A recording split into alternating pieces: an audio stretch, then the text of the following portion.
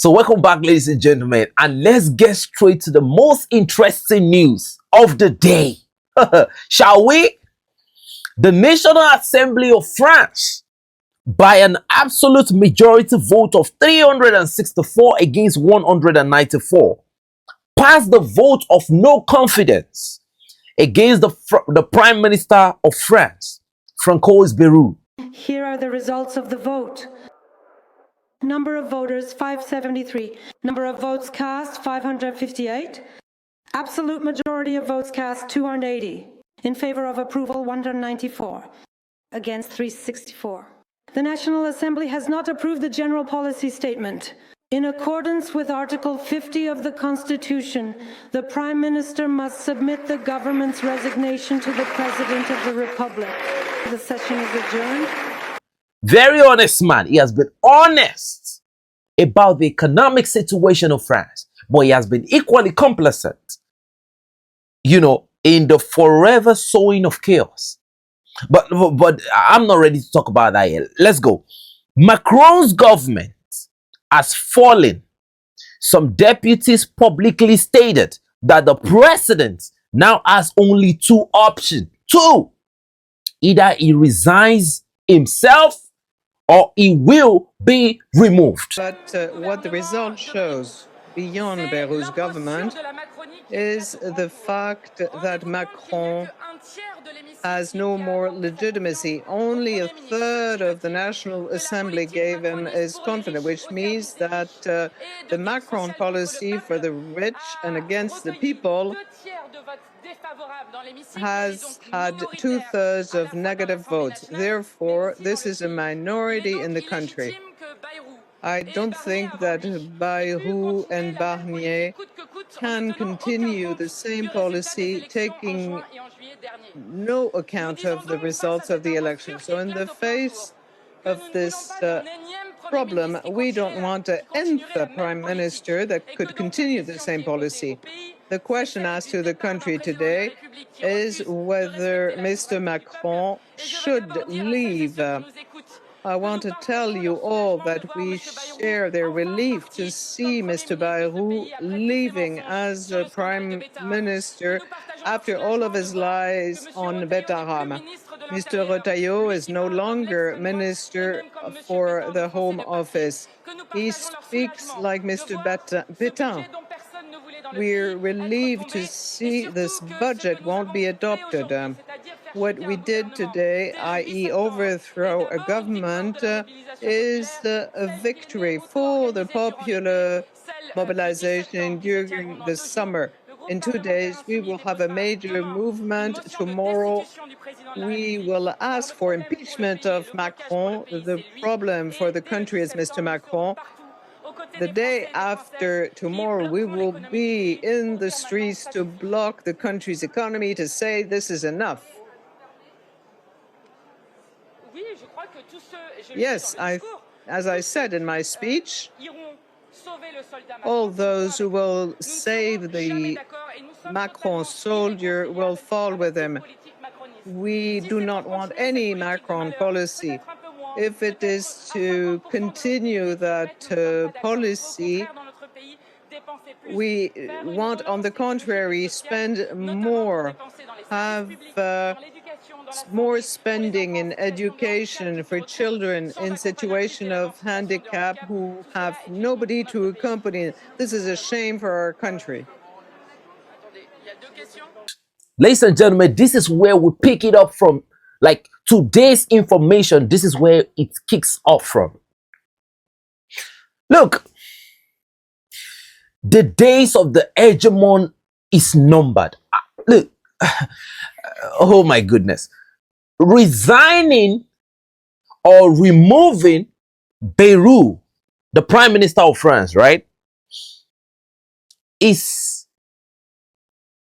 having a cancer, right, and taking antibiotic. Do you get it? When you have to do immunohistochemistry, you have to do a lot of diagnosis to know the problem. France is posturing. Macron will resign. I don't think there is anyone that can stop this fall, because France has marched against the north, definitely is heading for the south. Ladies and gentlemen, this fall, this demolition crash out that we are seeing right now is something that have been in motion for a while. You see, talking about the economic policy of Beirut, yeah, I know, the money they were using to fund terrorism in the Sahel was absolutely a huge amount of money that was not supposed to be wasted, given the economic situation of those people. But that is aside, right? France is like a fraudster, right? Let me tell you this. These are some bunch of extremely ignorant people. My people, let me tell you the truth. France is like a Yahoo boy. No, France is like a fraudster who lives a certain type of life at the prime of stealing people's money, right? For so long, buy whatever they want, do whatever they want. Now they've been accustomed characteristically to a certain type of lifestyle on the blood, sweat, and tears of some people that are poor. And now, the source of that fund, that forever living fund, got chopped off. Whoop. The billion-dollar question is, now when there is a change, how will France adapt? You see, the problem with these people is that they think that the government of France is the problem. No. I think the entire nation structure is the problem. A lot of people don't know why the JNI continue to pour out every day to do a lot of things, to posture, to threaten, to do this, and they continue to fall on the line of contact, right? They must do this because they are employed by France. You saw what you all on this platform saw what the Nigerian president said this morning, right? You see, Emmanuel Macron will resign. The next person will fail. Look, it can only be a palliative type of struggle. On this channel, we have been saying it that France is finished. It's like a watchword on this platform, right? This fall, oh my God. Even the anti-gravity, defense cannot stop this gravity bomb coming on these people. You see, the strategic elimination. Russia president said it. He said, look, I don't need to crush France. I need to cut off the French Afrique. You know what Russia did? Not every France Afrique was cut off. Cut off the most essential arterial blood supply. Mali, Niger, Burkina Faso. Look, when you look at these three nations, you look at the resources they have. These are the most consequential resources in West Africa. Niger Republic is fourth largest uranium deposit in the world. Do you know what that means? In the globe, the rare earth minerals in Burkina Faso with the gold. The ever-living gold in Mali. So, look, this fall, look, whatever they're doing right now, right, is going to fail. Let them go and bring Donald Trump to manage the economy. They will fall. Because if you don't address the root cause, know your truth and know that, okay, listen, this is the situation. This is the condition. This is our truth now. We are nobody. Then you start building from the base. Thank God they've used those stolen wealth to do a lot of things. At least now they just need the citizens to adapt to this new truth, this new reality that you were never nothing. And I will tell you, to back up these things, I'm going to give you some news that have actually come out now. Ladies and gentlemen, let's do it. It's going to be a very short day, but let's do it. According to the information we have now, we have two contradictory information here. And I want you to listen to it right now. I'm going to tell you the negative ones first, and I'm going to tell you the positive one that came out at the same time from the French foreign minister. Very, very, very contradictory, right?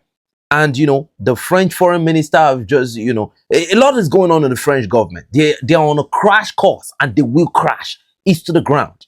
You can see they're calling for the resignation of Macron. Even if he goes, look, you can't address, this is already a malignant, morbid crash out. Nothing can stop this, right? We've seen this. We manifested this situation. We are lapping these guys. Those that knows know. The news is France is recognizing its policy with 8 African countries. It's reorganizing its policy with 8 African countries, right? Who nationals are losing the right to the residential permits. Now they no longer want to give residential permits to some certain individuals of some certain countries. Ladies and gentlemen, let's go to these countries. 8 in numbers. Number 1 on the list, that should be the most fucked up individual, right? Mali. The second on the list, according to the list that releases, Burkina Faso. The third is Niger Republic. Why are the 3? They are so hungry that they can't hide it anymore. The 4th is Guinea. The 5th is Chad. The 6th is Central African Republic. Do you get the jack? 7th is Sudan. 8th is Democratic Republic of Congo. Ladies and gentlemen, you see, look at these countries that have been mentioned. Tap mentally into their minerals. You see, this is a situation of, look, we don't have, okay, let's agree that we've lost you. They lost Central African Republic. The Russians actually bastardized everybody out of that place, right? They've lost Mali. They've lost Burkina Faso. To the people of the country, not to another colonial hegemon. They've lost Niger, right? I don't know what Doumbouya is doing. They've lost Chad. They've lost a lot of, it's over now. It's over with, right? Now, having lost all these things, it's a question of your interests. What is it for me to gain from these people? I've told you all before. I said there is a reason why they opened the door for the migration and the asylum and the everything. There is a reason. The pressure cooker is for you. They cook a lot of pressure. You jump out, you evaporate, and you condense there. There is a reason why they open the condensation door. But once the pressure gets suppressed, they will have to close the condensation door because there's no evaporation coming from here. Do you get it, Jack? Mali, Niger, Burkina Faso is making a revolutionary decision and taking revolutionary step. Now, the control. Mali is, you see, the AES states are controlling the root cause, right, of their predicaments. It's like treating a disease the right way. And it will heal the right way. Naturally, it's just a matter of time. But when it's healing, you see, the consequences is what you see on the other side, right? That is the news they've released. That no more residential permit to these people. Now, let's go to the second information they gave. Immediately, and the two are conflicting. Now, they gave this is a threat, right? It's an indirect threat. Let me give you see, these people will never change. Let me give you the other news they broke. Paris wants to renew its relation with Bamako. After years of tension, France is seeking a reapproachment with Mali, Niger, and Burkina Faso. Ladies and gentlemen, what do you think? We will be taking away your residential permit and all of that and da. We want to negotiate with you. So part of the terms of the negotiation will be, okay, for us to take away. Look, my question to my people, to you all that are listening to me, is that what is it that you guys want there? Look, I have missed a very big part of my life. This luxury and everything with it, oh God. You know, I missed all those times when our mothers used to tell us nighttime stories. My dad's grandmother, the blessed memory, you know, we sit down under the light of the moon. No terrorism at this time I'm talking about. There was nothing like terrorism in my country. You know, they tell us night stories. We listen to the stories. You know, we feel rejuvenated even if we were tired at night. After listening to the stories, everybody go inside. We had no lights like this. We had lantern, the gasoline lantern. We were happy. We were comfortable. Life was interesting. Our currency had value. We were people with honor. But what has happened? Now I'm speaking to you now that because now that they said they will take the residential permit of a certain people, you will have some people itching and scratching. I'm talking to the politicians now. Why would the politicians crash every time they threaten with a visa ban? The reason is because the politicians have equally been the colonial clerks. They've stolen a lot of money. A lot of money have been stolen. You know how many of them were arrested in Mali? God of mercy. These are not nation builders. They are nation destroyers, right? We'll get to the ones of Burkina Faso. They steal the money and they buy properties there. And those ones too know about those things. It's common interest between two fraudulent human beings. Type of fraudulent human beings, right? Now, when they threaten them with visa ban and all of that, the politicians are affected the most, not even the citizens. Why? Because what happens to those properties? What happens to the empires and all of that? They are immediately threatened very badly. That's why you see your politicians negotiating with rare earth minerals and all of that. But we move. You see, like I said and I repeat, the fall of France is non-negotiable. It's, look, the war, look, the EU is fallen. The Russian war is part of it. But you see, the crash out started in Africa. Is France fighting in Ukraine? They're contributing to it, but they're not fighting directly. Right? The main problem, imagine when you sell uranium for the amount they were selling. Look at what they were given. Look, France lived a La Vida lifestyle on somebody else's blood, ancestral sweat. Look at what they did to the defense capability of Mali. They will take away your strength and they will only negotiate with your weakness. And they call it negotiating from a place of strength. They never had strength. Let's move forward. Guys, how do you feel? Now that Beirut is gone, do you think the next person can do something that we've not seen before? Let's move forward. Okay? The Burkinabe president, Captain Ibrahim Traore, has said something. He came out to say something, and what he said is very, very important. Right? He said, the Burkinabe people have decided to fight against terrorism and against the terrorist Hydra and be able to relaunch its development at the same time. We do not ask anyone to pity us, and we do not pity ourselves. Oh my goodness. You see, we the United Nations, we need people to come and help. We need this. Burkina Faso and his people is saying we do not need help. This is now a battle of attrition. This battle is existential. You see, you rather not exist than lose your sovereignty. Every nation with integrity should have a doctrine that even the citizen cannot cross those lines of those doctrines. Even the citizens. Everybody should have a red deterrence line. These are people that have chosen not to negotiate.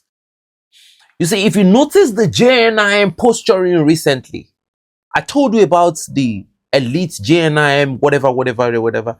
I was the first to expose this Go to all platforms. You've never heard anybody. I promise you've never heard anybody talk about the elite JNIM, team. Nobody.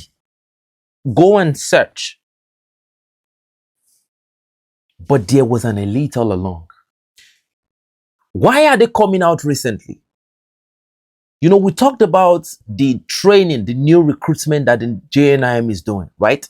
They've recruited a lot of probably extremely broke people from other African countries. Sudan, they will get cheap labor, people that are ready to die. Because, when you hit rock bottom, you become extremely dangerous. And that is the situation of these terrorists. Now they will be re-engineered and weaponized. Yes, it's not our problem anymore. They've made their decision. But unfortunately, their decision was made by the same colonialists. Everything has one channel. But the question is, how do we cut this channel? The colonial class will be easily addressed once you cut the channel. But how do you cut the channel? It's strategic. This victory for the AES is the bet of multipolarism, right? Of multipolarity in the African bloc. The moment multipolarity rules and prevails. Now, the AES is like a defiance to the unipolarity. The lowest, ECOWAS and AU is like the lowest level of the unipolarity, right?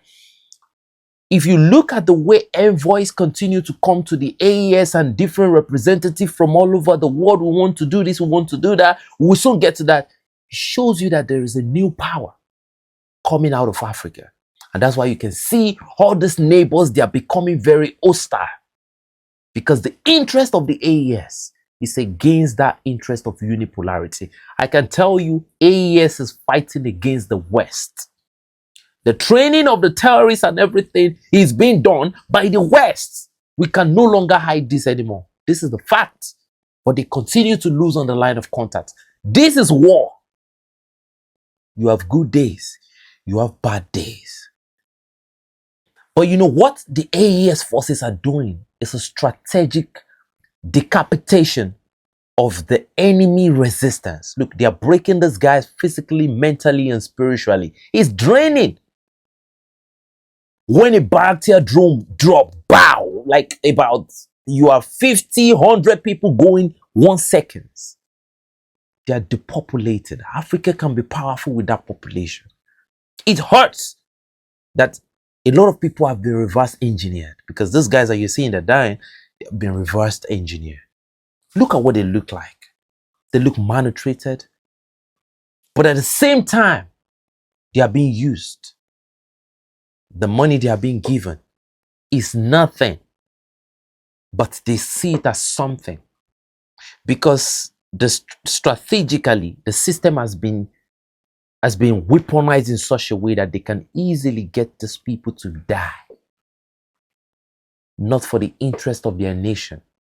Not for the interest of their ancestors. Not for the interest of their children unborn. But for the interest of a diabolic stranger.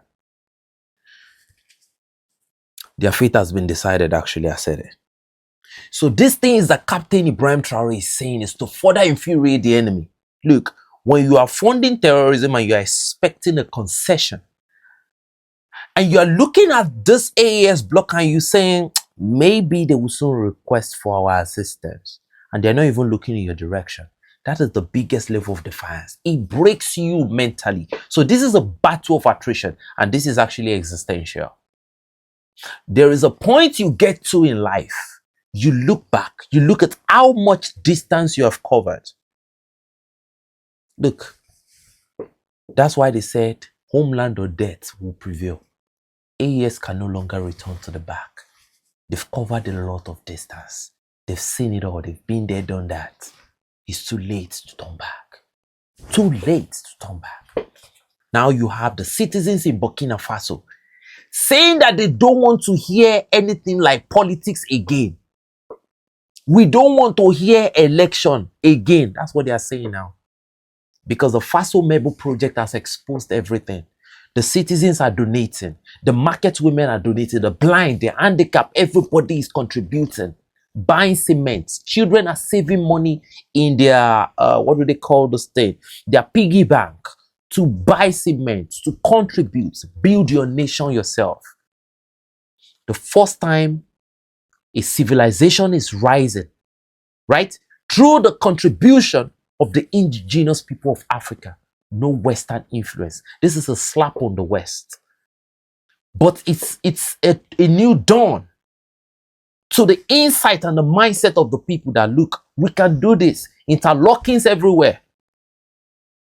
The citizens are funding everything they want to do. There's this thing they call national something tax, like citizens from diaspora are the ones in Mali, they contribute, they do their thing.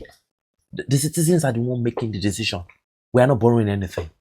Burkina Faso is so sovereign to where he's better than even some so-called European nation. No debt. Not even the United States World Bank. Not the United States owned IMF. This is real power. There was an argument between an Ivorian citizen and a Burkinabe citizen online one of the times like that. The Ivorian citizen was saying that it was fine as Abidjan. The Burkinabe citizen said something. I was there behind the scene just watching the conversation.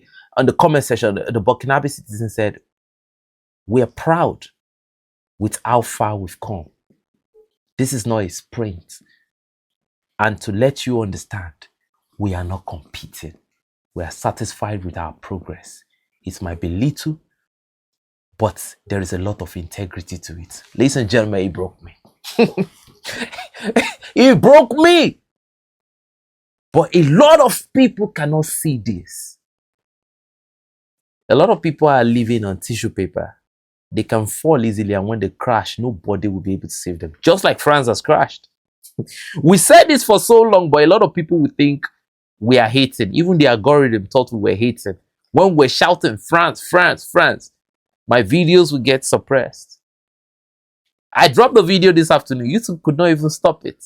What's the point anymore? The people will have their say at all costs. Let's move forward, right? Now there's a question, right? Once the AES succeed in capitulating the terrorists, if the AES eventually crush the JNIM to the last man, because I will tell you, may God protect you all. A day will come. Remember this day. The AES will encircle the terrorists and it will be their last stronghold. And we will be in the last days of this terrorist element. A time when everybody will now be, mentally tuned up that, look, even some of the terrorists will get enlightened that, look, at this point, what am I even fighting for? Because ignorance can be so morbid sometimes. But we'll be here at that time. Now, the question that will come out is this. This is what the West is trying to avoid at all costs. That's why they continue to fund this, even at the expense of their own economy. Because there's a narrative that will go around. They conquer terrorism without the help of and the intelligence, the ISR of the West. What message will it send to other African countries? What message will it send to the citizens? What message will it send to the world? Because if you hear most of the big platforms right now, when they talk, I'm talking about global platforms. They mention West Africa. They mention the defiance in West Africa. Please, what bloc is defiant in Africa? That's the AES. So the AES is fighting a big battle for the sake of Africa. And for glory's sake, for vengeance sake, this war will be won on our terms. There's another narrative that will go out that the green t-shirt has lost in the Sahel. They've lost on the road. So a lot of people will get embarrassed, right? That's why you see they're training elite JNIM, and these old people continue to lose. And if the AES prevails, there will be a very globally viral statement that will be written on the sound of time, that multi-polarity has prevailed in Africa. This is a look, you don't even know, a lot of people don't even know the extent of this battle. This is a war. We are in war. You see, war happens and a lot of people don't know that war is going on. But it's happening. I just hope a lot of people can realize that. Now I'm going to say something. If you look at this picture, you can see a lot of JNIM.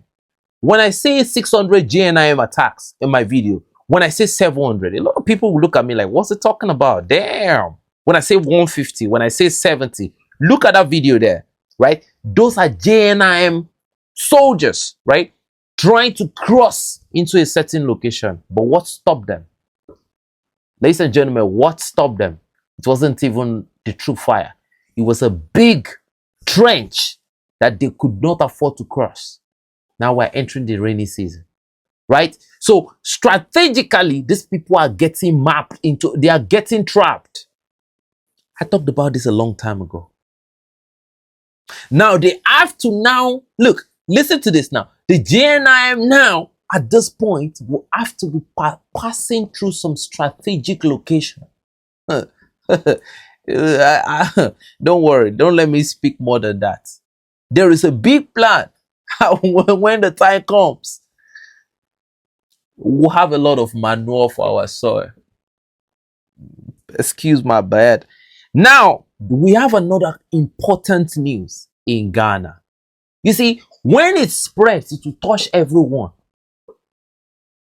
It's better you make a move now. The Ghanaian army has intensified its patrol in the Alps Basin region near Burkina Faso to prevent the infiltration of terrorists fleeing the Burkinabe gunfire and to uncover the hidden JNIM cell.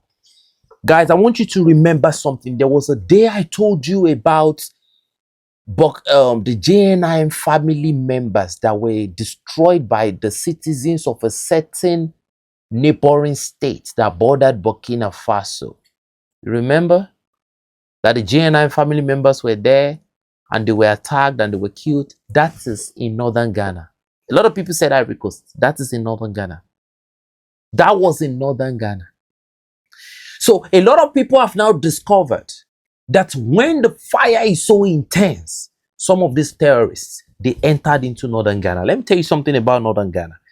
Northern Ghana is, as good as Ghana is, northern Ghana is a pretty lawless environment where anything goes to a certain extent. You know, there's a lot of there is a level of nonchalance. And when chaos wants to spread, it spreads from the north to the south. Go and look at every map. Chaos normally spread from the north, spreads down. Look at Africa, from Libya down. Right? So the thing now is to address this. If you look at the US now, trying to attack Venezuela, is the north. It will spread it south. So it's important for when the people in the north are galvanizing against a certain problem, it's better for everyone to ramp up behind it and push that problem. Push it out. Now the Ghanaians are beginning to realize that, look, we have to confront these people now before they infiltrate our most vulnerable citizens, because they're the target of the terrorists. Ghana is now fortifying their border now. That no more.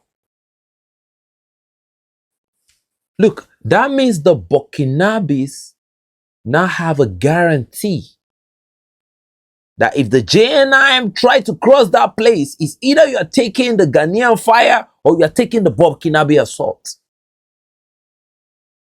And that is the contribution that we are requesting from all the neighboring African states. Imagine if Ivory Coast had the same policy, if Benin, if Togo, Niger, Nigeria, everybody had the same tight security policy, Mauritania, Algeria. It will be a total encirclement of the JNIM. How many people do they want to fight? It will be overwhelming firepower. But a lot of people are complacent in this because they belong to that unipolarity. Even they are lowest of the low on the strata, they are okay with it as long as they can feed only their family. What type of life do you want to live as a human being?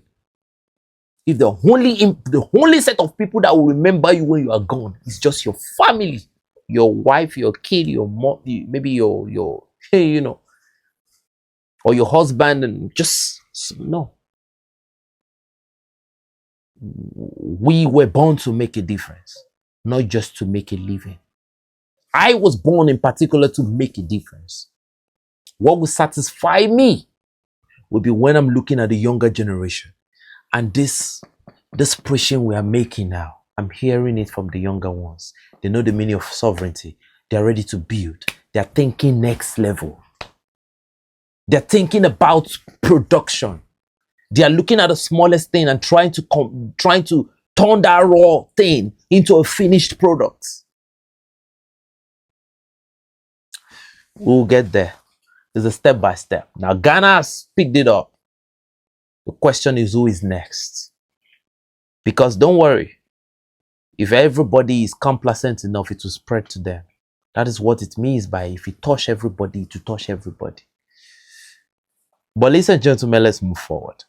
The Hungarian foreign minister has just visited Burkina Faso and he met the prime minister of Burkina Faso. You know, the name of this Hungarian foreign minister is Tamás Endre Ferreira. And what did Hungary, what was their interest? Why were they in Burkina Faso, right? Hungary will be looking to cooperate with Burkina Faso on the area of trade. It makes sense to a certain extent, as long as it's a mutual benefit and nobody, you know, talk as partners, talk as colleagues. Do you get what I mean? Trade is, you know, Hungary is not, even though it's an EU country, it's not really hostile, but, you know, sometimes we don't know. That decision is left to the Burkinabe people and it's left to Africans generally to make if Hungary is someone that they should negotiate, do trade with. But we should be able to do trade with people as long as they are not hostile, as long as they don't have a track record of being spies, of being criminals. But still, you know, they have to prove that they can be trusted. Though Hungary has a very, very good relationship, diplomatic relationship with Burkina Faso as far back as in the 1990s, right?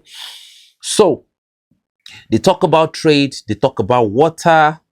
I don't know, yeah, water. Yeah, they talked about water, you know, looking at the Sahel and everything. Water could be something that, but Burkina Faso already start fixing that already. But, you know, a contribution in a good faith, not a contribution where somebody will now be thinking about having some strategic, you know, where you now be trying to have some strategic interest will not be tolerated, right? Water, higher education. You see, for the higher education, I think is not valuable. You know, if you talk about higher education in science and physics, I'm not talking about the theories. I'm talking about, you know, assembly. At least we can even start from the Geran drones. We can start from not even hypersonic air. We have the population that are ready to work. Even if it's the production, the local production of the Geran drone, I mean, it won't be bad, right? We can start from somewhere. Let's pick it up from somewhere. A drone that we can control, that can be guided, right?